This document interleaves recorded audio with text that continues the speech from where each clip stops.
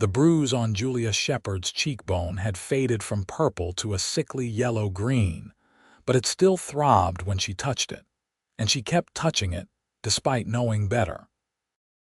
She stood on the dusty main street of Holbrook, Arizona, in the blazing July heat of 1883, clutching a carpet bag containing everything she owned in this world, which was not much at all. The sun beat down mercilessly on the wooden storefronts and the handful of people moving through the afternoon with purpose, while she had none. Her husband was 3 days dead, shot in a dispute over cards at the saloon, and the room they had rented above the Mercantile was no longer hers. The landlord had made that clear this morning when he had knocked on her door at dawn and told her she had until noon to clear out. Julia was 22 years old and had been married for 3 years to a man who drank too much and hit too hard. She should have felt something about his death beyond this strange, hollow relief, but she could not summon grief for Marcus Shepherd no matter how hard she tried. What she felt instead was terror, because she had nowhere to go and no money and no family to return to.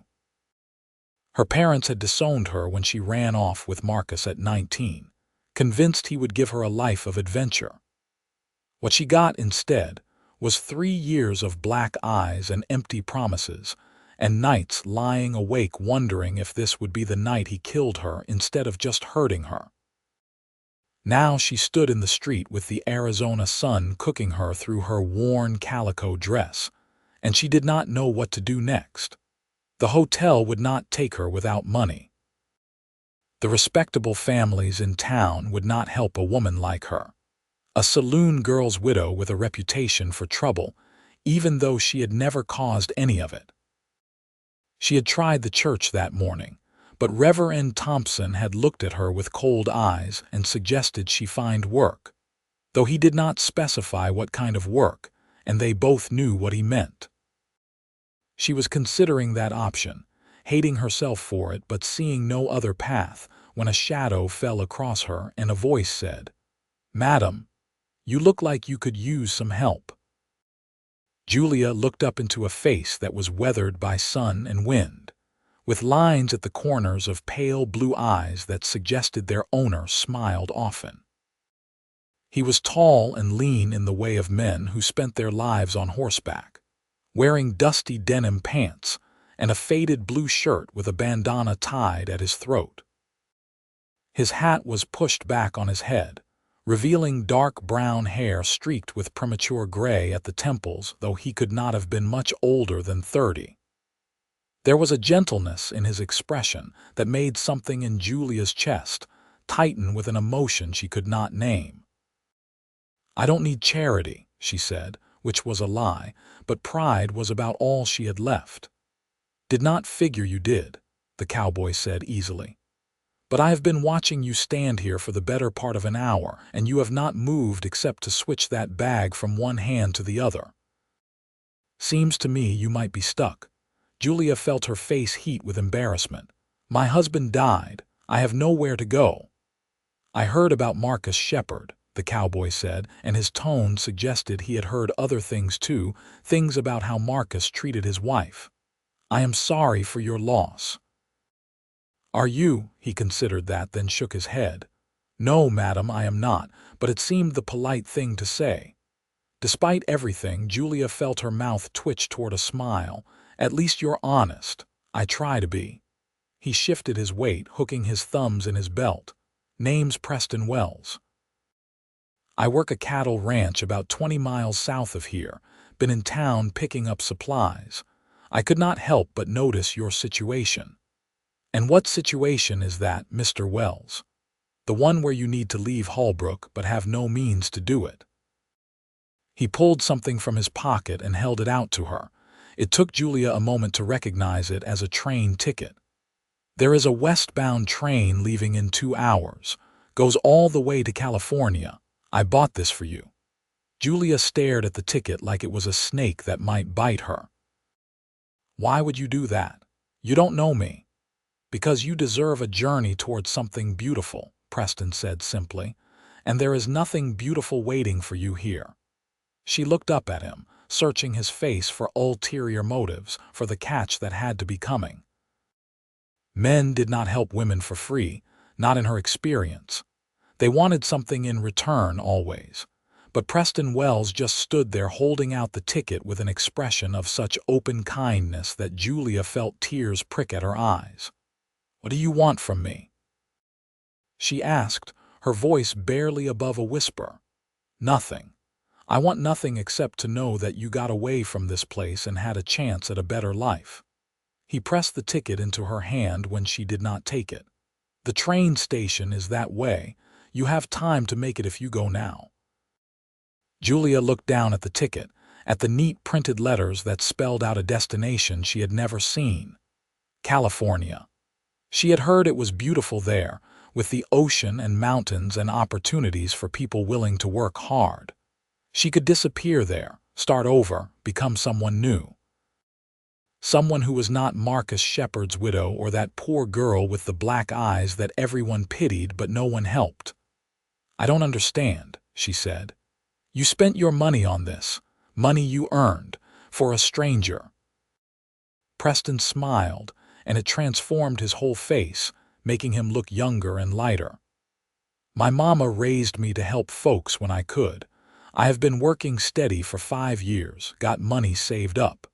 The cost of one train ticket is not going to hurt me none, but it might save you." Something broke open in Julia's chest, something that had been locked down tight for 3 years. She felt it crack and crumble, felt warmth flood through her where before there had only been cold. This man, this stranger, had shown her more kindness in 5 minutes than her husband had in 3 years of marriage. "Thank you," she whispered. "I don't know what else to say except thank you." "That is enough." Preston touched the brim of his hat. "You best get moving." Train does not wait for anyone. Julia nodded and picked up her carpet bag. She took 3 steps toward the train station before she stopped and turned back. Preston was still standing there, watching her with those kind blue eyes. "Will you walk with me?" she asked. "To the station." His smile widened. "I would be honored, madam." They walked through Holbrook together, past the saloon where Marcus had died and the mercantile where Julia had worked occasionally when money was tight. Past the church with its judgmental reverend and the hotel that would not take her. Preston did not try to fill the silence with meaningless chatter, just walked beside her with an easy grace that suggested he was comfortable in his own skin. It was such a contrast to Marcus, who had always been restless and angry, always looking for the next fight or the next drink. "What is California like?" Julia asked as the train station came into view. "I have never been," Preston admitted, "but I have heard it is something to see. They say the ocean goes on forever, blue as the sky. And there are cities where a person can find work easy and farmland for those who want to work the earth. It sounds like paradise.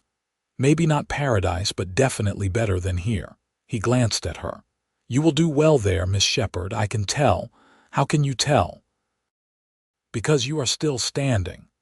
After everything you went through, you are still here, still fighting. That takes strength. California will be lucky to have you." They reached the station, a small wooden building with a platform where a handful of people waited for the westbound train. Julia could see the locomotive in the distance, black smoke rising from its stack as it chugged toward the station. Her heart started beating faster. This was real. This was actually happening. "I should go," she said, but she did not move. Preston nodded. "You should. I will never forget this. What you did for me. Just promise me something," he said. "Promise me you will find something beautiful out there, something worth all of this." Julia looked at him, really looked at him, and felt something shift inside her. This man had saved her life today, whether he knew it or not. Without this ticket, she would have ended up working in a brothel or marrying another man like Marcus just to survive. He had given her a chance at freedom, at a future that was hers to choose. "I promise," she said. The train whistle sounded, shrill and insistent. Preston touched her arm lightly, the first time he had made physical contact, and even through her sleeve she could feel the warmth of his hand. "Go on now. Do not miss your train." Julia walked toward the platform, her bag clutched tight in her hand and the ticket tucked safely in her pocket. She joined the small crowd of travelers waiting to board, mostly men in work clothes heading west for the mines or the lumber camps.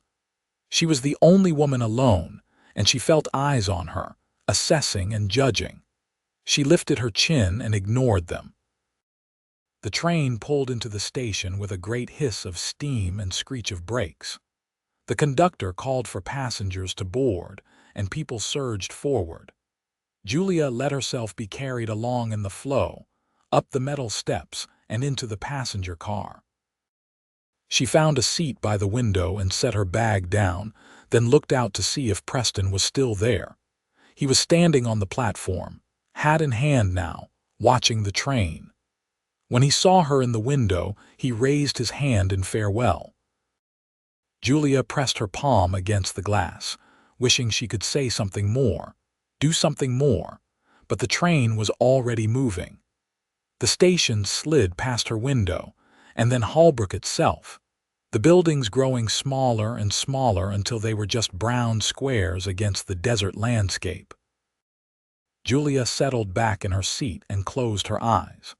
She could still feel the ghost of Preston's hand on her arm, still hear his voice saying she deserved a journey toward something beautiful. She did not know if she believed that, did not know if she deserved anything good after the mess she had made of her life. But she was going to try. She was going to take this gift he had given her and make something of it. The train rocked gently as it picked up speed, and Julia let the motion soothe her. She must have dozed off because the next thing she knew, someone was shaking her shoulder. She jolted awake, her heart pounding with old fear, expecting to see Marcus looming over her with his fist raised. But it was just the conductor, an older man with gray whiskers and a kind face. "Ticket, madam," he said. Julia fumbled for the ticket and handed it over. The conductor looked at it, then at her, and his expression softened. "You all right, miss? You look a bit peaked." "I am fine," Julia said automatically. "Just tired." He punched her ticket and handed it back. "There is a dining car 3 cars up if you get hungry. We will be stopping in Flagstaff in about 2 hours for water and coal." "Thank you."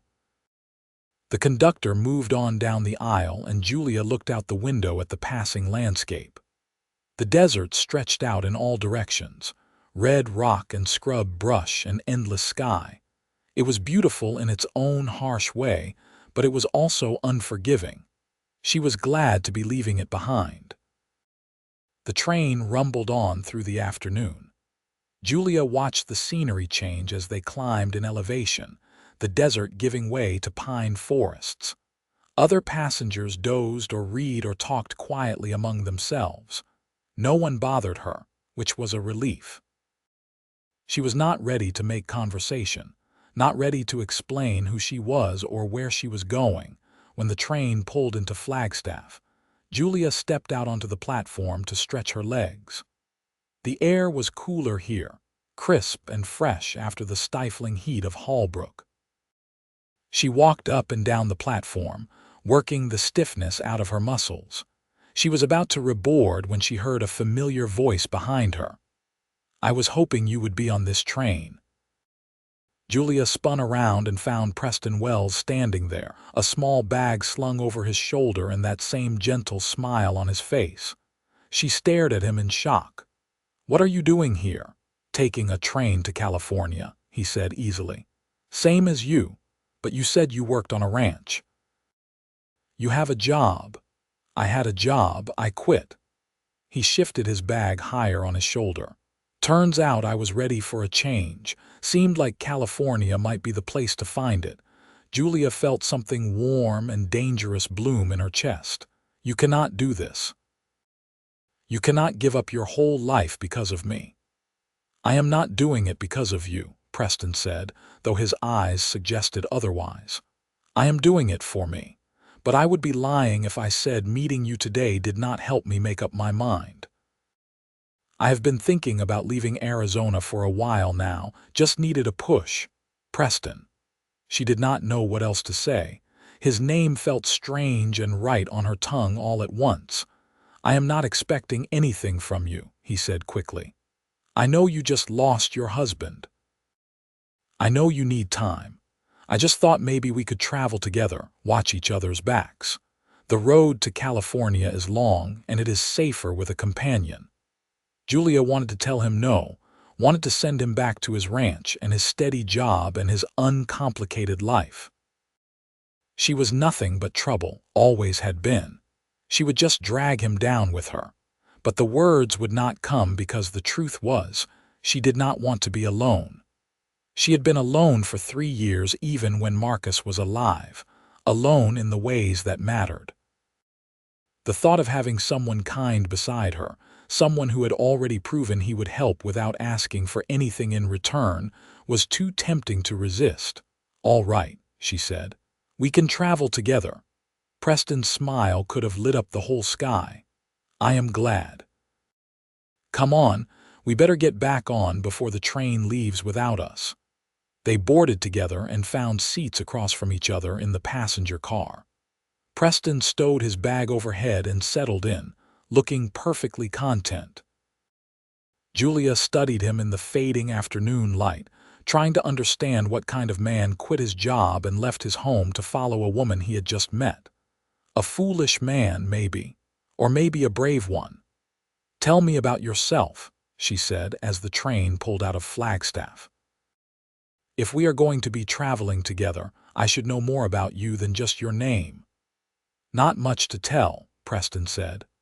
I grew up in Texas on a ranch my father owned. Lost both my parents to fever when I was 18, sold the ranch to pay debts, and have been drifting ever since. Worked cattle drives, worked ranches, did some time as a deputy in New Mexico but did not care for it. Ended up in Arizona 5 years ago and stayed because the work was steady. No wife, no family, no wife. I have a brother in Texas, married with kids. We write sometimes but are not close. He paused. There was a girl once back in Texas, but she married someone else while I was away on a cattle drive. That was a long time ago, I am sorry. Do not be. It worked out how it was meant to. He leaned forward, resting his elbows on his knees. What about you? How did you end up married to Marcus Shepard? Julia looked down at her hands, at the thin gold band on her finger that Marcus had given her on their wedding day. It had not been worth much, and neither had the marriage. I was young and stupid. I thought he would take me away from my parents' farm and show me the world. He did take me away, but the world he showed me was not the one I had imagined. He hurt you. It was not a question, but Julia answered anyway. Yes, often. I am sorry you went through that. No woman should have to live in fear of her husband. I should have left sooner. I don't know why I stayed as long as I did. Preston's expression was understanding. Fear is a powerful thing. It makes us stay in situations we know are wrong because the unknown seems scarier than the devil we know. You should not blame yourself for surviving the best way you knew how. Julia felt tears prick at her eyes again. She had expected judgment, but Preston offered only compassion. You are a good man, Preston Wells. I try to be, he said again, and she was starting to understand that this was not false modesty but simple truth. He did try to be good, and more often than not, he succeeded. They talked as the train carried them through the mountains, sharing stories and learning each other. Julia discovered that Preston liked to read, that he carried a worn copy of Whitman's poetry in his bag, that he could play the harmonica but was not very good at it, that he hated coffee but loved tea, which was unusual for a cowboy, that he had a scar on his left shoulder from a bull that nearly killed him in Texas, and another on his right hand from a knife fight he did not start but finished. In return, she told him about growing up on a small farm in Missouri, about her mother who sang while she worked and her father who never smiled, about running away at 19 with stars in her eyes and hope in her heart, about the slow death of that hope as Marcus's fists taught her that love was just another word for control. Preston listened without interrupting, without offering platitudes or empty reassurances. He just listened, and that was enough. Night fell as they crossed into California, the sky turning deep purple and then black. Stars appeared overhead, more than Julia had ever seen. She pressed her face to the window, watching them. "Beautiful, is it not?" Preston said softly. "Yes," she agreed. "It is." They reached the small town of Needles late that night, and the conductor announced they would be stopping for several hours while the train took on more water and coal. Passengers could disembark and find lodging in town if they wished, or sleep on the train. Julia looked at Preston uncertainly. "What do you think we should do?" "There is a hotel just across from the station," Preston said, peering out the window. "We could get rooms, have a real bed for the night. My treat." Julia hesitated. She did not want to be beholden to him, did not want to take more of his money. But she was exhausted, and the thought of a real bed was almost unbearably tempting. "I will pay you back," she said. "When I find work in California, I will pay you back for everything. If it makes you feel better to say that, then all right, but I am not keeping track." They collected their bags and stepped off the train into the cool desert night.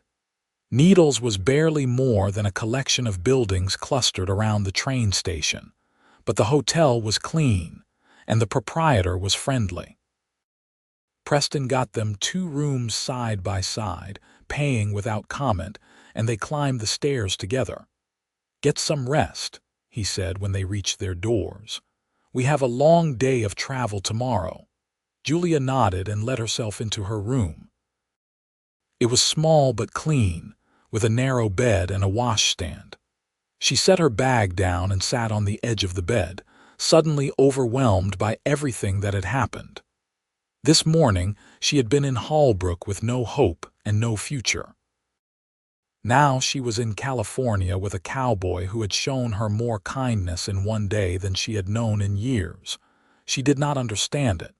She did not understand him, but she was grateful in a way that made her chest ache. She undressed and washed her face, then climbed into bed. The sheets were cool and crisp, and the mattress was softer than anything she had slept on in years. She thought she would lie awake worrying, but instead she fell asleep almost immediately. She woke to sunlight streaming through the window and the sound of the train whistle calling passengers back. She dressed quickly and grabbed her bag, then met Preston in the hallway. He looked rested and cheerful, his hair still damp from washing. "Morning," he said. "Sleep well, better than I have in years." They grabbed quick breakfast at a cafe near the station. Biscuits and gravy and strong tea for Preston, coffee for Julia. Then they were back on the train, watching Needles disappear behind them as they continued west. The landscape changed dramatically as they traveled. The desert gave way to mountains, then valleys, then more mountains. They passed through small towns and vast stretches of wilderness. Other passengers got on and off at various stops, but Julia and Preston remained, their seats becoming familiar territory. They talked more, learning deeper things. Preston told her about his dreams of owning land someday, a small ranch where he could raise horses and live quietly. Julia admitted she had never let herself dream beyond survival, but now that she was free, she thought she might like to open a boarding house or a restaurant, something that would let her be independent. "You could do that," Preston said. "You have the strength for it." "How do you know?" "You barely know me." "I know enough. I know you survived 3 years with a man who tried to break you, and you are still here, still whole. That takes more strength than most people have." Julia felt warmth spread through her chest. She was not used to compliments, not real ones.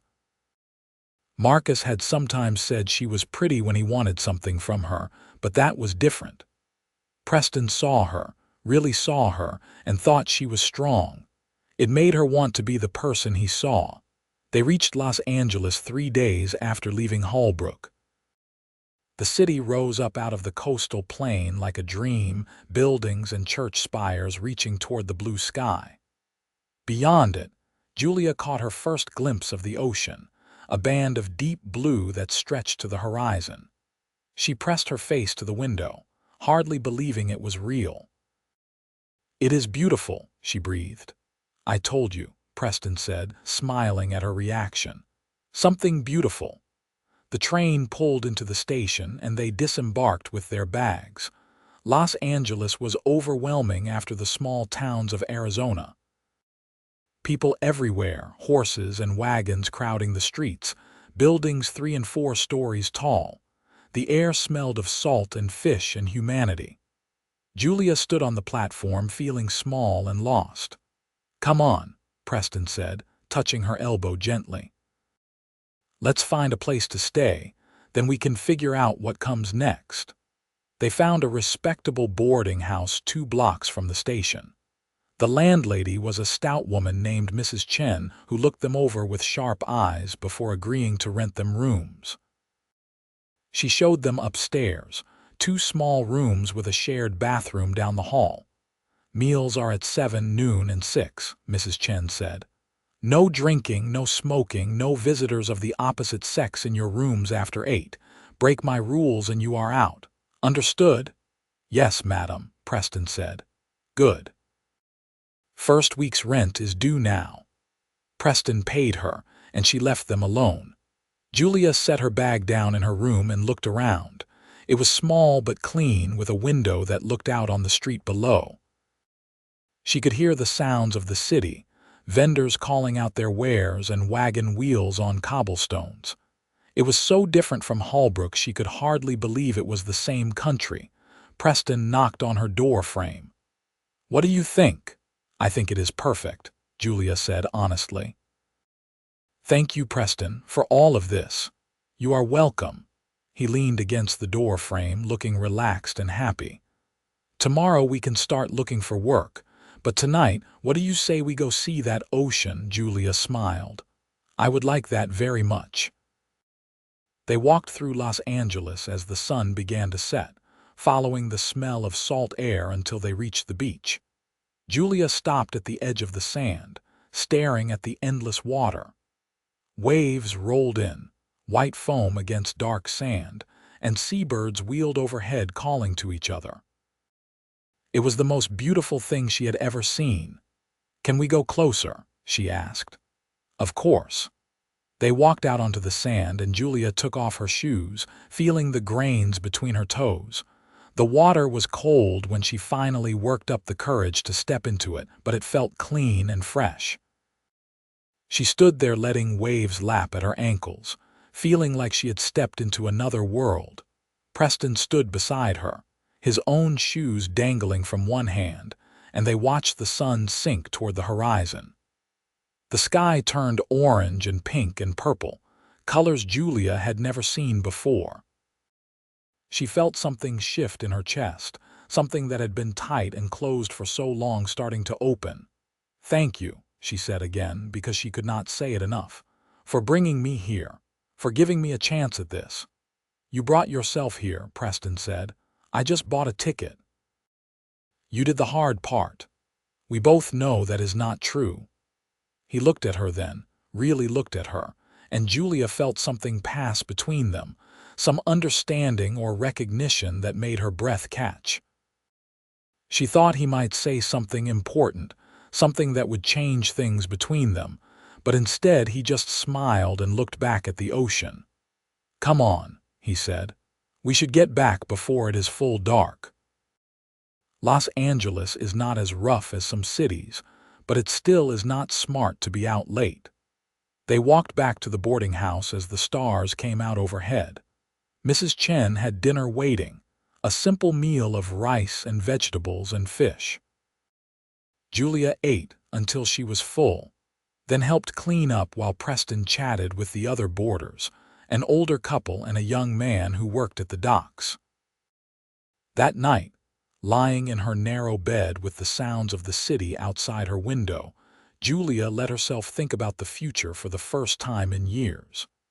She thought about finding work, about saving money, about maybe one day having her own place. And she thought about Preston, about the way he smiled at her and the kindness in his eyes. She did not let herself think about it too much, did not let herself imagine anything beyond friendship. It was too soon. She was still Marcus's widow, still healing from wounds both visible and invisible. But maybe someday, when she was whole again, maybe then. The next morning, Julia and Preston set out to find work. Los Angeles was growing fast, and there were opportunities for those willing to take them. Julia found a job at a laundry within a week, hard work that left her hands red and raw but paid steady money. Preston found work at a stable, caring for horses and repairing tack. They both worked long hours, meeting back at the boarding house for dinner each evening, tired but satisfied. Weeks passed, then months. Summer faded into fall, and Julia began to feel like a real person again. She made friends with some of the other women at the laundry, went to church on Sundays even though she was not sure what she believed anymore. She walked along the beach in the evenings when she could, letting the sound of waves soothe her, and always there was Preston. He was patient and kind, never pushing for more than she could give. They became friends in the truest sense, learning each other's rhythms and habits. He took her to a music hall once and they laughed at the performers. She taught him to play cards, the innocent kind without gambling. They read together in the boarding house parlor on rainy evenings, sitting in comfortable silence. Julia found herself healing in ways she had not expected. The bruises faded from her skin and her soul. She stopped flinching when men raised their voices. She started to believe she might actually deserve good things. One evening in late October, they were walking along the beach after dinner when Preston said, "I have been thinking about buying some land. There is a property for sale a few miles outside the city. Small ranch, needs work, but the price is right. I have saved up enough for a down payment." Julia's heart sank even though she knew she had no right to feel disappointed. Of course, Preston would want his own place. He had dreams too, dreams that did not include living in a boarding house forever. "That sounds wonderful," she said, and meant it. "You should do it." "The thing is," Preston continued, stopping to look at her, "it is too big for one person. It needs two people to run it properly. I was thinking maybe you might want to go in on it with me, as partners." Julia stared at him. "Partners? Equal partners. We would both own it, both work it. I know you have been saving your money too. Between what we both have, we could make a real go of it, maybe even start that boarding house you talked about for travelers heading to the city." "Preston, I cannot ask you to do that." "You are not asking, I am offering." He took her hands in his, and his touch was warm and solid. "Julia, these last few months have been the best of my life. Working with you, talking with you, just being with you. I do not want to go back to being alone. I want to build something with you. A life, a home, a future." "I am not ready," Julia whispered, "for anything more than friendship. I do not know if I will ever be ready." "I am not asking for more than you can give. I am just asking you to be my partner. In business, in friendship, whatever you are comfortable with. And if someday you feel like you might want more, well, I will be there. But if you never do, that is fine too. I just want you in my life, Julia, however you can be." Julia felt tears slide down her cheeks. She had not cried since leaving Holbrook, had kept everything locked down tight. But now it all came flooding out, months of grief and fear and healing. Preston pulled her into his arms and held her while she sobbed against his chest, and he did not tell her to stop or ask her why. He just held her and let her cry. When she finally pulled back, wiping at her eyes, she said, "I am a mess." "You are perfect," Preston said firmly. "You are strong and brave and beautiful, and I am honored you are even considering my offer." "Yes," Julia said. "Yes. Yes, I will be your partner. I would like that very much." Preston's smile was bright enough to rival the setting sun. He spun her around right there on the beach, and Julia found herself laughing, really laughing, for the first time in longer than she could remember. They bought the ranch in November of 1883. It was small, just 20 acres with a modest house and a barn that needed repair. But it had good water and decent grazing land, and it was theirs. Julia took to ranch work with the same determination she brought to everything. She learned to ride properly, to mend fences, to care for the horses Preston bought with their pooled savings. They hired a carpenter to add rooms to the house, creating space for travelers. Julia's boarding house dream was becoming reality. By spring of 1884, they had their first guests, a family heading to Los Angeles to start a business. Word spread that there was a clean, comfortable place to stay on the road to the city, and soon they had a steady stream of visitors. Julia bloomed under the work and the independence. She was her own woman now, answerable to no one. The fear that had lived in her for so long gradually faded away. She found herself smiling more, laughing more, living more fully than she ever had, and through it all Preston was there. Patient, kind, never pushing. He kept his word about not expecting anything beyond partnership and friendship. They lived in the same house, but kept separate bedrooms. They worked side by side every day, but maintained careful boundaries. Julia was grateful for his restraint even as she found herself wanting to cross those boundaries more and more often. It was July of 1884, exactly 1 year after she left Holbrook, when everything changed. They had just seen off a group of travelers and were sitting on the porch watching the sun set over the hills. Julia looked at Preston, at his profile in the fading light, and something in her chest cracked open completely. She loved him. She had been falling in love with him for months, maybe since that first day in Holbrook when he handed her a train ticket and told her she deserved something beautiful. But she had been too scared to admit it, too damaged to trust it, but she was not scared anymore. And she was done letting fear run her life. "Preston," she said. He turned to look at her. "Yes, I am ready now, for more than partnership if you still want that." For a moment he just stared at her, then he smiled, slow and warm.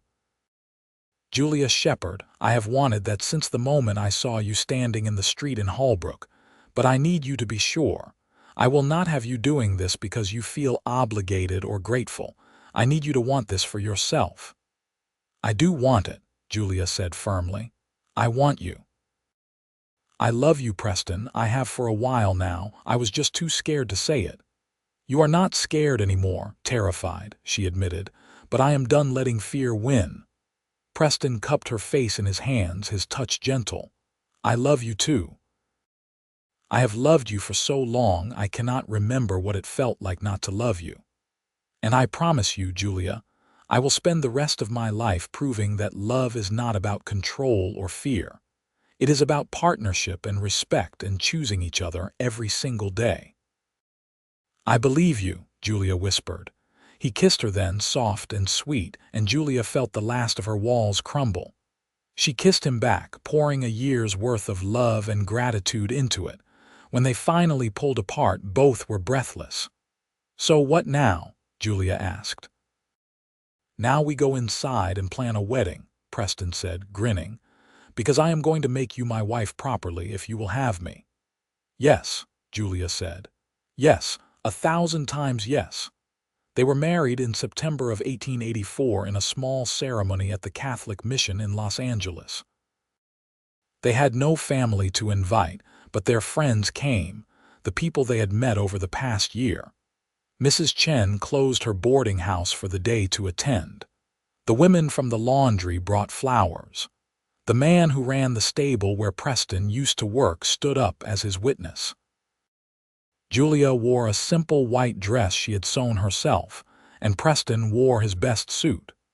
When the priest asked if she took this man to be her husband, Julia said yes, without hesitation.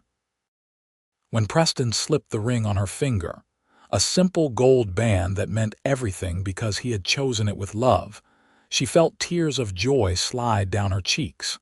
They honeymooned at the ranch, too busy with work to travel but too happy to care. Julia moved her things into Preston's room, and they spent their first night as husband and wife, learning each other in ways they had not allowed themselves before. Preston was patient and gentle, always asking if she was all right, always making sure she wanted to continue.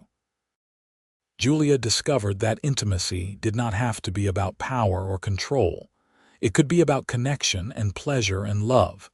The months that followed were the happiest of Julia's life.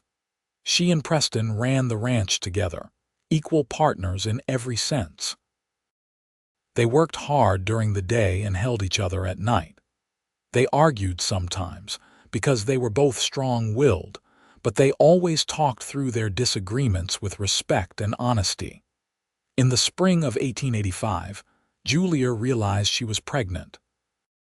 She had suspected for a few weeks but had been afraid to hope. When the doctor confirmed it, she ran all the way home from town to tell Preston. He picked her up and spun her around, laughing with joy. "We are going to be parents," he said, wonder in his voice. "Are you happy?" Julia asked, suddenly nervous. "Happy, Julia, I am the happiest man alive." He set her down gently and placed his hand on her still flat stomach. "We are going to have a baby, our baby. How could I be anything but overjoyed?" Their son was born in November of 1885, a healthy baby with a strong cry and a shock of dark hair. They named him Samuel Preston Wells, and Julia fell in love all over again the moment she held him. Preston was a natural father, patient and playful, always willing to walk the floor with Samuel when he cried in the night. They expanded the ranch over the years, buying more land and more horses. The boarding house portion of the business grew too, becoming known as a must-stop for travelers on the road to Los Angeles. Julia managed that side while Preston handled the horses and cattle. They hired help as they could afford it, a young man to help with the animals and a woman to help Julia with the guests and the housework. In 1887, they had a daughter, Elizabeth Grace Wells, who had her mother's dark hair and her father's blue eyes. She was a happy baby who rarely cried and always smiled. Samuel adored his little sister, helping Julia care for her with the seriousness of a 4-year-old determined to be useful. Julia sometimes thought about her old life, about the girl she had been in Holbrook. That Julia seemed like a stranger now, someone from a story she had heard but not lived. She was grateful to her for surviving, for being strong enough to last until Preston could help her escape. But she did not miss her. This Julia Wells, was happy. She had a husband who loved her, children who filled her with joy, work that satisfied her, a home that was truly hers. She had found something beautiful, just as Preston had promised she would. On a warm evening in July of 1888, exactly 5 years after Preston bought her that train ticket, they sat on the porch watching their children play in the yard. Samuel was 6 now, tall and lanky like his father. Elizabeth was toddling around after him, giggling every time he let her catch him. "Do you ever regret it?" Julia asked Preston. "Leaving your job, following me to California, tying your life to mine." Preston looked at her like she had asked if the sky was purple. "Regret? Julia, following you to California was the best decision I ever made. Every good thing in my life came from that choice. You, Samuel, Elizabeth, this ranch, this life. How could I possibly regret any of it? I just wanted to make sure," Julia said softly, "because I never thanked you properly for saving me that day.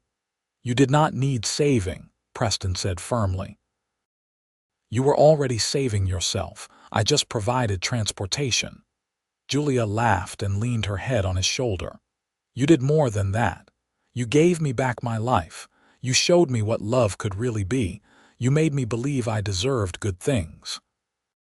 You always deserved good things, Preston said, kissing the top of her head. I am just glad I got to be part of giving them to you.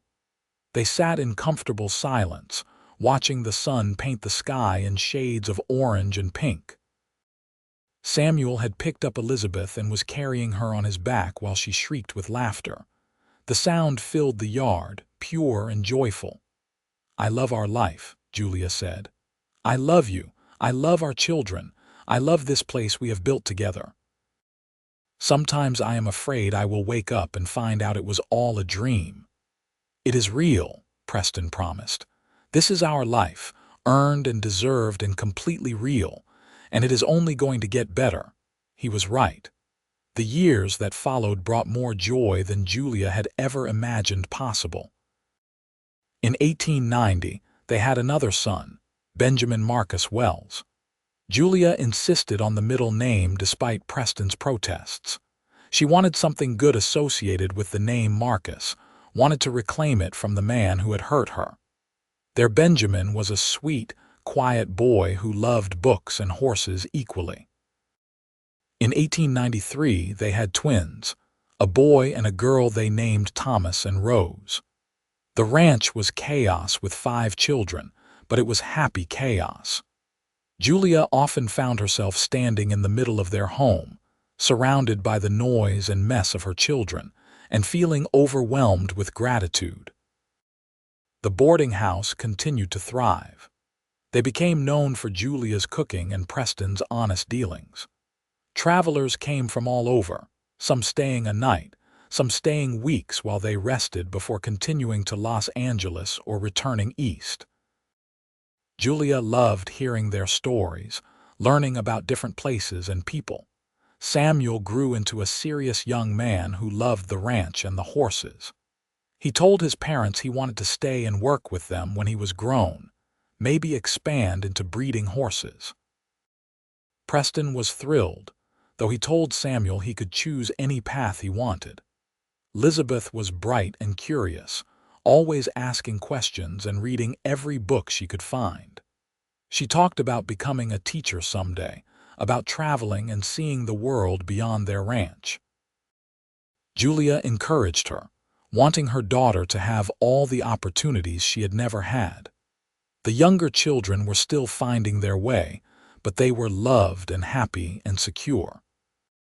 They knew nothing of fear or violence, knew only a home where parents loved each other and their children, where problems were solved with words instead of fists.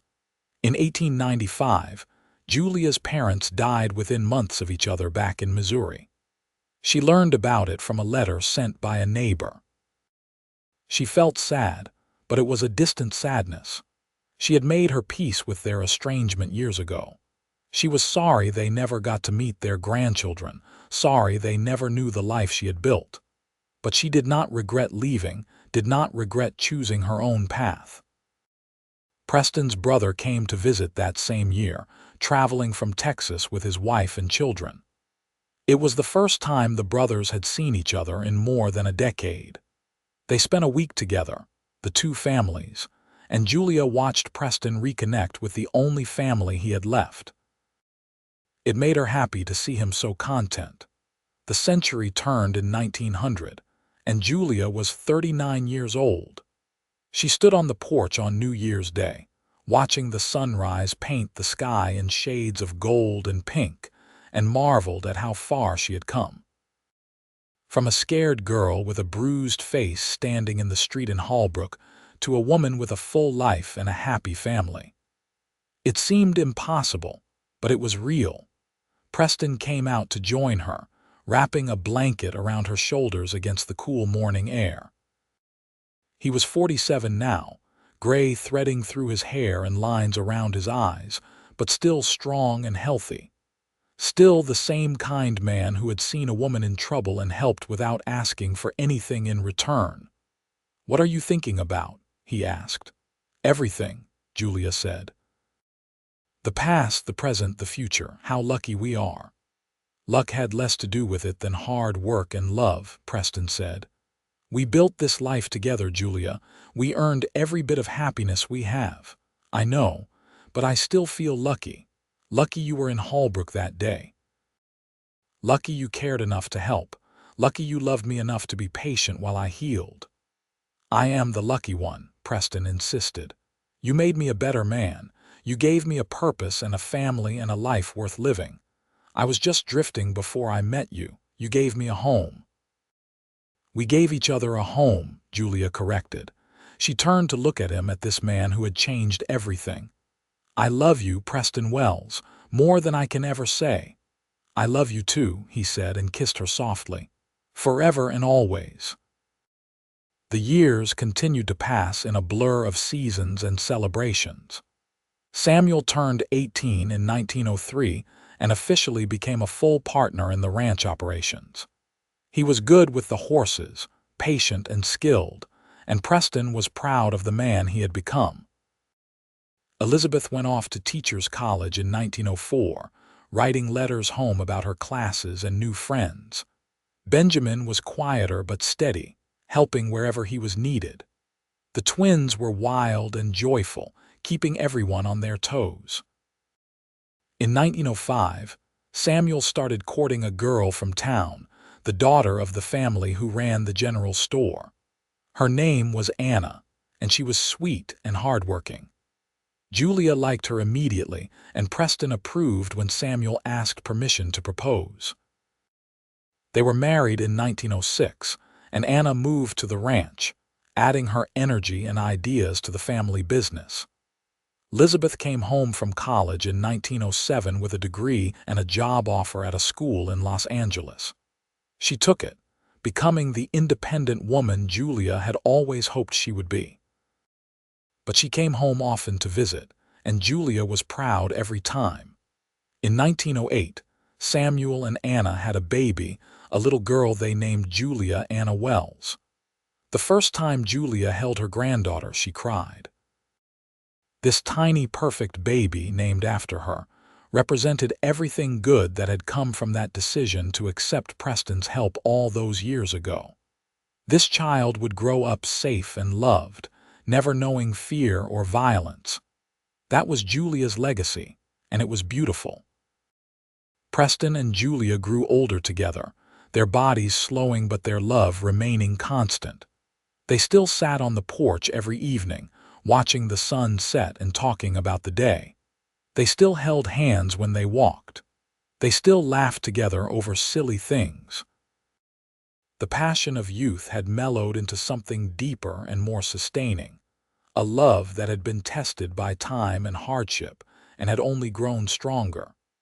In 1910, on their 26th wedding anniversary, Preston surprised Julia with a trip to the beach in Los Angeles. They had not been in years, too busy with the ranch and the children. But the younger generation could handle things for a few days, and Preston wanted to take his wife back to the place where they had first realized they might have a future together. They stood on the sand, shoes off, watching the waves roll in just as they had done so many years before. Julia was 50 now, her hair streaked with gray, her body bearing the marks of 5 pregnancies and a lifetime of hard work. But Preston still looked at her like she was the most beautiful thing he had ever seen. "You remember the first time we came here?" he asked. "Of course. You told me I brought myself to California, that you just bought the ticket."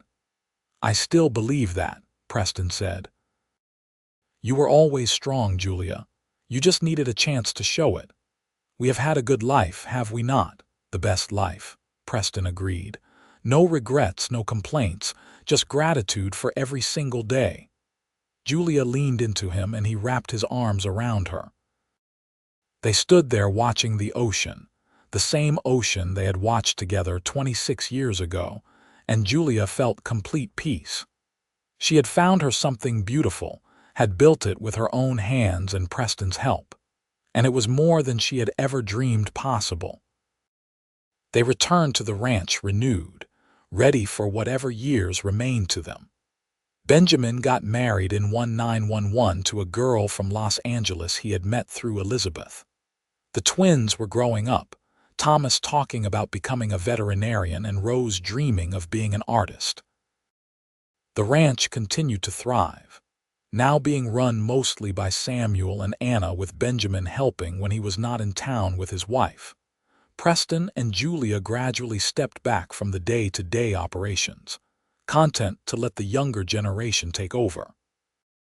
They still helped where they could, but mostly they enjoyed their grandchildren, of which there were now 5, with more on the way. Julia loved being a grandmother, loved spoiling the little ones and sending them home to their parents tired and happy. In 1915, Europe went to war and they followed the news with growing concern. But it was far away, and they had their own lives to focus on. Samuel and Anna had their 4th child that year. Elizabeth got married to a fellow teacher. Benjamin and his wife moved back to the ranch, tired of city life and ready to help with the family business. Preston turned 62 that year, and Julia turned 54. They were old now by any measure, but they were healthy and happy. They still walked together every evening, still talked for hours, still held each other at night. The fire of youth had banked to warm coals, but it still burned. One evening in late 1915, they were sitting on the porch watching their grandchildren play when Julia said, "Thank you, Preston, for everything, for seeing me when I needed to be seen, for being patient when I needed patience, for loving me when I did not know how to love myself." "You never have to thank me for loving you," Preston said. "It was the easiest thing I ever did. I know I have said it before, but I need you to understand. You saved my life that day in Holbrook, and then you gave me a reason to live it. I would not be here, would not have any of this without you." Preston took her hand, his grip still strong despite his age. "We saved each other, Julia. I was drifting before I met you, no purpose, no direction. You gave me something to work towards, something to build. We made this life together. Neither of us could have done it alone." "I suppose that is true," Julia conceded. "We were meant to find each other. I believe that. I believe some things are meant to be, and you and me, we were one of those things." They sat in comfortable silence as the sun set and the stars came out. Their grandchildren were called inside by Anna for supper, leaving the yard quiet. Somewhere in the house, someone was playing the piano, the notes drifting out through the open windows. It was a peaceful scene, a life well lived. Julia thought about that girl standing in Holbrook in 1883, scared and alone with a bruised face and no hope. She wished she could go back and tell her it would be all right, that a cowboy would see her and help her and love her, that she would find something beautiful beyond anything she could imagine, that she would build a life filled with love and laughter and children and grandchildren, that she would grow old beside a good man who chose her every single day for more than 30 years. But that girl would not have believed it. She was too damaged, too scared. She needed to live it to believe it was possible. Just as Julia needed to live every day of the past 32 years to truly understand how lucky she was, Preston stood and offered her his hand. "Come on, love. Let's go inside. I am getting too old to sit out in the cold." Julia took his hand and let him pull her to her feet. They walked inside together, to the home they had built, and the family they had raised and the life they had earned. Behind them, the last of the sunset faded from the sky, making way for night and stars and tomorrow. And Julia Wells, who had once been Julia Shepherd, who had once been a scared girl with nowhere to go and no one to help her, smiled.